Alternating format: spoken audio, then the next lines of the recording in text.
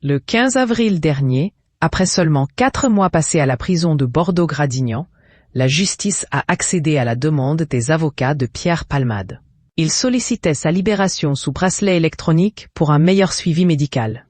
Cette décision a surpris de nombreux voisins de l'humoriste et a provoqué l'indignation de certaines figures publiques. Isabelle Saporta a exprimé son indignation sur RTL au lendemain de la libération de Pierre Palmade en déclarant « C'est désormais la grande braderie des peines de prison. Moins 30%, moins 40%, moins 50% sur votre peine. On déstocke parce que les prisons débordent et que la place de prison de Pierre Palmade est plus utile pour enfermer un narcotrafiquant ou un meurtrier. » Pierre Palmade pensait peut-être qu'en étant libéré, il pourrait renouer avec son entourage. Cela ne semble pas être le cas. Bien avant sa condamnation, certains, comme Muriel Robin, avaient déjà pris leur distance avec lui. Récemment, un proche de l'humoriste s'est confié à Ici Paris.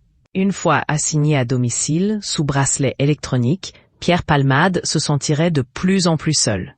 Tous ses amis lui ont tourné le dos, à part Michel Larocque qui l'évoquait dernièrement sur France Inter du bout des lèvres, a-t-il déploré. Dans une tribune parue dans le journal du dimanche, il est souligné que les affaires impliquant des personnalités exposent souvent les failles du système judiciaire. La loi permet d'aménager les peines de moins d'1 an, mais empêche les victimes de faire entendre leur voix, même lorsqu'elles subissent l'impact d'une peine aménagée sans pouvoir y opposer d'objection. Ce constat est l'écho du Code de procédure pénale. Selon Bernard Carayon et Christophe Héauge-Duval, l'affaire Palmade met en lumière une faille grave. Les victimes sont exclues du débat sur l'aménagement des peines.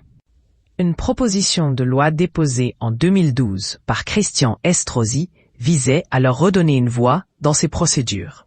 Où restait lettre morte, elle aurait pourtant permis aux victimes d'être représentées et entendues.